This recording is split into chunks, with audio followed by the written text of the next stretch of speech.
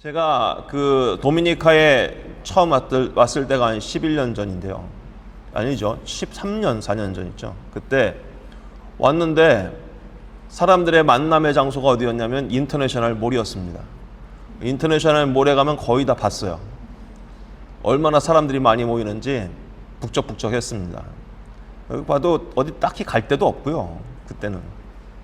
여기 왔더니 오면서 와서 제일 많이 들었던 말이 뭐냐면 목사님 아고라 몰 생겼어요. 그걸 제일 많이 들었어요. 사람들의 만남의 정서가 이제는 인터내셔널 몰이 아니라 아고라 몰이 된 것 같아요. 거기 가면 주말마다 얼마나 사람들이 많은지 딱 한 번 주말에 가본 것 같아요. 사람들이 온 산티아고에 있는 사람은 다 모이는 것 같아요. 그 바람에 그 건너편에 있는 인터내셔널 몰은 찬밥 신세가 됐습니다. 영원할 것 같은 우리의 만남의 장소가 그렇게 아고라몰의 등장으로 한순간에 사라져 버렸어요. 이 세상에 있는 모든 것이 다 그런 것 같습니다. 영원할 것만 같았던 것들이, 오래오래 갈 것 같은 것들이 한순간에 그렇게 사라지고 또 무너지는 것을 보게 됩니다. 제국의 흥망성쇠도 그렇고요. 우리의 인생도 그런 것 같습니다. 젊음이 영원할 것 같지만 그 젊음은 한순간에 사라지고, 야, 언제 내가 이렇게 나이를 먹었을까? 아침에 일어나면서 더 크게 느끼는 것 같습니다. 아이고 일어나면 오늘 우리가 본문에 보고 있는 그 한 나라의 심판도 역시 그렇습니다. 에돔입니다. 온 열방을 향한 하나님의 그 엄청난 심판의 자리에 대표격으로 딱 등장하는 나라가 에돔이라는 겁니다. 에돔이 누구죠? 그 야곱의 쌍둥이 형이었던 에서의 후손들이죠. 이스라엘 역사 가운데 참 에돔처럼 이 이스라엘을 끝까지 괴롭혔던, 물론 블레셋도 있죠. 그러나 같은 핏줄이라고 할 수 있는 에돔이 이래도 될까 싶을 만큼 집요하게 이스라엘을 아주 이렇게 세게 하는 것도 아니고 슬쩍슬쩍 뺐다 들었다 계속 이런 식으로 이스라엘을 괴롭혔던 영적 대적의 상징입니다. 오늘 본문에 나왔던 도시 이름 보스라, 이 보스라가 여호와의 심판을 받는다고 하는데 에돔의 수도입니다. 이 보스라는요, 당시 그 사해 남동쪽에 위치한 도시인데요, 천연 요새였습니다. 얼마나 험준한 산악지대였는지 이 에돔 족속이 이웃 국가들을 공격하고 침략한 후에 도망가서 자기 성읍에 들어가면 그 어느 민족도 보스라에 근접할 수 없을 만큼 갔다가는 다 떼죽음을 당한다고 해서 그 보스라는 천연 요새요, 어느 민족도 함락시키기 어렵다고 믿었던, 그렇게 생각했던 성읍이었다는 것입니다. 지금도 가면은 페트라 지역의 그 붉은 산, 그래서 어디가 길인지 모르는 미로와 같은 그 협곡 사이에 위치한 이 보스라.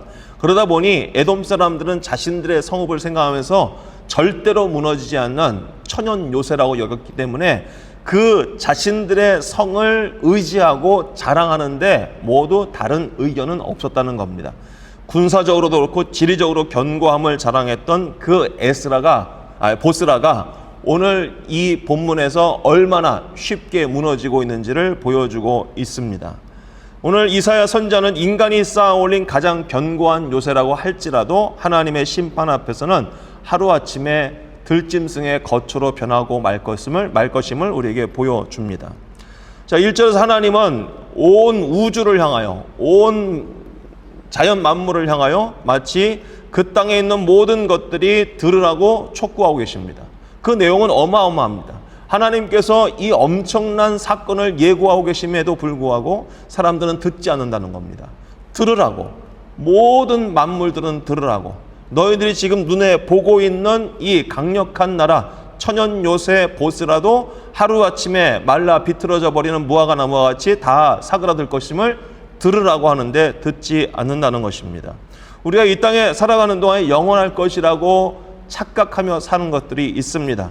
그것이 영원하지 않는데 한순간일 뿐인데 우리는 하나님의 말씀 앞에 귀를 기울이고 듣고 있습니까? 영원하지 않다는 것에 우리는 영원하지 않다고 동의할 수 있는 우리의 마음에 그런 동의가 있었으면 좋겠습니다.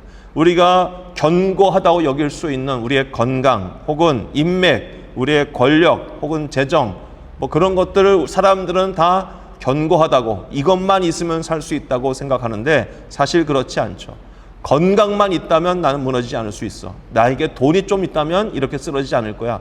나에게 인맥만 있었더라면 이렇게 부끄러움 당하지 않을 텐데 하는 세상 사람들의 가치관 앞에 우리는 같이 동조하지 아니하고 오늘 말씀처럼 주의 말씀을 들으라 함께 선포하고 내 마음속에도 영원한 것은 이 땅에 없고 오직 하나님만이 나의 영원한 소망이 되신다고 확인할 수 있는 이 아침이 되었으면 좋겠습니다. 오늘 여호와의 칼이 하늘에서 족하게 마시고 에돔 위에 내린다고 5절에 말씀하십니다. 그 뒤에 표현하는 것들을 보면요, 마치 제사장이 하나님 앞에 번제를 드리기 위해서 제물을 드리는 것 같은 표현들이 등장을 합니다. 어린 양, 염소, 수양의 피와 기름 등 이런 제사의 용어를 사용하는 점이 참 두드러지게 보이죠. 자, 이것은 보스라를 하나님께서 희생제물과 같이 드린다라는 것이죠. 교만했던 에돔 백성들 자신이 하나님의 공의를 만족시키시는 그런 심판의 제물이 될 것을 뜻하는 그런 은유적인 표현이라는 겁니다. 여호와 앞에 이 하나님의 백성을 괴롭히던 민족이 하나님의 공의의 심판의 제물이 되어서 모든 사람들 앞에 하나님께서 이렇게 심판하심으로 자신을 만족하게 하신다라는 것을 보여주는 거죠. 재미있는 것은 뭐냐면 이와 같은 이방 민족의 심판이 하나님의 백성에게는 오늘 신원해 주시는 날로, 하나님께서 갚아주시는 날로 표현하고 있다는 겁니다. 우리가 이 땅을 살아가는 동안에 교회를 조롱하는 세상이요, 교회를 향하여 핍박하고 혹은 하나님의 그 말씀을 지키려는 성도들을 세상의 질서와 함께 동조하지 않는 이유로 인해서 손가락질하고 있을 때 하나님은 그때를 기다리고 있는 것입니다. 마치 에돔을 심판하시면서 주의 백성들을 신원해 주시는 것처럼 여호와의 보복의 날이 될 것을 오늘 우리에게 말씀해 주고 계시는 겁니다. 하나님께서 정하신 그때 반드시 하나님께서는 그 백성들을 신원해 주십니다. 억울함을 풀어 주십니다. 하나님께서는 대적 에돔을 심판하시고 그 택하신 백성들 앞에서 보란듯이 그 백성들의 어깨를 들게 하시고 그 이름을 높여주시는 것처럼 우리의 인생 가운데도 하나님 반드시 모든 이방 민족 앞에서 우리를 신원해 주시는 날이 올 줄로 믿습니다. 그러므로 이 땅에 살아가는 동안에 억울한 일 당하잖아요. 답답한 일 당하잖아요. 힘든 일 당하잖아요. 그럴 때마다 내가 직접 뭔가 해보려고 하지 말고 원망이나 복수를 하는 것이 아니라 모든 것을 완벽하게 마무리해 주실 하나님 앞에 공의롭게 갚아주실 공의 하나님께 맡겨드릴 수 있는 믿음의 인내가 우리 가운데 필요하다라는 것입니다. 하나님께서 신원해 주실 그날이 반드시 옵니다. 우리의 억울함을 헤아려 주시고 우리가 남몰래 흘렸던 그 눈물을 닦아주시는 그날이 멋지게 다가올 것입니다. 하나님을 끝까지 신뢰해야 합니다. 오늘 하나님의 말씀, 오늘 본문 말씀에 보면은 이런 말씀이 있죠. 16절 말씀에 너희는 여호와의 책에서 찾아 읽어보라. 이것들 가운데서 빠진 것이 하나도 없고 제짝이 없는 것이 없으리니 이는 여호와의 입이 이를 명령하셨고 그의 영이 이것들을 모으셨음이라 합니다. 처음에 제가 어렸을 적에 이 말씀을 언제 들었냐면 제가 다니던 교회 목사님이 성경의 신구약이 앞에 뒤에 말이 다 빠짐없이 다 맞아떨어지는 예언의 말씀이라고 하면서 이 구절을 찾아서 읽어주셨던 기억이 나요. 그래서 저는 그런 줄 알았습니다. 근데 신학교에 들어가서 성경책을 읽는데 앞에 이 구절을 읽다가 이거를 보면서 이거는 신구약의 말씀이 하나도 빠짐없이 앞뒤가 다 맞는다는 말씀이 아니네? 라는 것을 그때 깨달았고 좀 배신감을 느꼈습니다. 오늘 말씀을 중요한 게 뭐냐면 여러분 한 구절만 딱 떼어놓고 보지 말아야 한다는 겁니다. 왜냐면 여호와 증인들도 그렇고 딱 어떻게 보면 앞뒤 문맥은 상관없이 꼭 구절만 딱 빼가지고 봐라 하면서 자기네들의 교리를 완성하거든요. 그러니까 우리도 성경을 볼 때 이렇게 성경 묵상을 아침에 쭉 본문을 이어서 보는 것도 중요한 게 앞에 얘기가 뭐고 그 뒤에 얘기가 뭔지를 보는 게 굉장히 중요하다는 겁니다. 자, 다시 보세요. 여호와 책에서 찾아 읽어보라.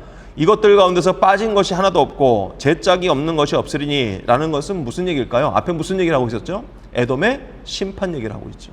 그들이 자랑하던 견고한 성읍이 다 무너지고 그 들짐승들이 거하는 거처가 될 것이다 라고 말씀하시는 하나님의 심판을 예고하고 있는 거예요. 그것을 책에서 찾아 읽어보라는 겁니다. 하나님 처음에 들으라 했고 선지자를 통해서 기록을 했는데 그것 가운데 빠진 것이 하나도 없을 것이다. 하나님 말씀하신 예고하신 심판은 빠진 것이 하나도 없을 것이다. 다 제짝이 없는 것이 없으니 이 제짝은 뭐예요? 앞에서 말하는 들짐승들 얘기하는 거죠. 들짐승들의 모든 짝이 다 있다. 그래서 그들이 이 땅에서 그렇게 하나님 명령하신 것처럼 황무지가 되고 그것에 터를 잡고 사는 것을 너가 보게 될 것이다 라고 말씀해 주고 있는 것입니다. 자, 이 말씀 우리가 어떻게 적용해야 될까요? 하나님의 말씀은요, 안 이루어질 것 같은 말씀도 반드시 이루어진다는 겁니다. 오늘 에돔을 보고 있던 당시 사람들에게 야, 저 성읍을 누가 무너뜨린다고? 저 천연 요새와 같은 협곡 사이에 꽁꽁 숨어있는 저 에돔의 그 수도를 누가 무너뜨릴 수 있다고 할 수 있는 그런 상황인 거예요. 마치 우리가 인터내셔널 몰이 영영할 것처럼 생각했는데 아고라 등장하는 것처럼 마찬가지입니다. 우리의 삶 가운데 이루어지지 않을 것만 같은 하나님의 말씀은 우리에게 말씀을 찾아 읽어봐라. 성경을 찾아 읽어봐라. 그 말씀 가운데 하나라도 빠진 것이 있는지 봐라. 우리에게 이루시겠다고 한 모든 말씀이 다 이루어졌다. 여러분, 인류 역사상 가장 위대한 기적이 뭔지 아십니까? 바로 저와 여러분들이 구원받았다는 겁니다. 예수 그리스도께서 인간의 몸을 입고 이 땅에 오셔서 우리의 죄를 대신하여 십자가에 달려 죽으시고 부활하셨다는 것만큼 더 큰 기적은 없습니다. 그 기적을 경험하고 살고 있는 거야. 절대로 이루어지지 않을 것만 같았던 상상 속에, 신화 속에나 존재할 것만 같은 그런 이야기가 우리의 삶 가운데 이루어졌다는 겁니다. 그걸 보라는 겁니다. 그렇다면 여러분, 오늘 우리가 이 땅에 살아가는 동안에 하나님의 말씀을 읽고 그 말씀을 묵상하는 동안에 때로는 그 말씀이 나와는 상관이 없는 것처럼 읽혀질 때가 있습니다. 그거는 그 시대의 사람들이 하는 얘기인 것 같고 그 말씀이 나하고는 상관없는 것처럼 들려질 때가 있습니다. 그럴 때마다 이 말씀을 꼭 기억하십시오. 하나님은 들으라 말씀하고 계시고 찾아 읽어보라 말씀하십니다. 그것 가운데 하나도 빠짐없이 안 이루어진 것이 있는지 한번 보라. 그리고 이루어지지 않은 것이 있다면 그건 앞으로 이루어질 것이다 우리에게 말씀하고 계시는 겁니다. 하나님의 말씀을 통해서 인간의 눈에 불가능해 보이는 심판일지라도 하나님의 말씀은 반드시 성취될 것을 오늘 말씀을 통해 우리에게 들려주고 계십니다. 잠시 흔들렸던 우리의 믿음이 있다면, 잠시 한눈을 팔고 있던 우리의 믿음의 시선이 있다면 오늘 말씀을 통해서 다시 한번 우리의 시선이 주의 말씀에 집중하고 내 삶 가운데 이루어 주실 하나님의 약속의 말씀에 귀를 기울이면서 우리의 믿음을 재정비했으면 좋겠습니다. 오늘 이 땅에 살아가는 동안에 하나님의 공의는 여전하십니다. 주의 택한 백성들의 흘리는 눈물을 그냥 가만두고 보지 않으시는 우리의 아버지 하나님이 계십니다. 그분께서 때가 되면 우리를 신원해 주시고 영원할 것만 같았던 이 세상의 권력도 다 무너지는 것을 보게 하시며 우리의 삶 가운데 말씀하신 모든 약속의 말씀들을 반드시 성취하시는 하나님으로 만나게 하실 줄로 믿습니다. 이 아침에 이 말씀을 통해서 다시 한번 마음의 믿음을 새롭게 붙잡으시고 마음의 위로를 삼으시고 오늘도 주님과 함께 동행하기를 그치지 않는 우리 모두가 되기를 간절히 소망합니다. 아멘. 기도합니다.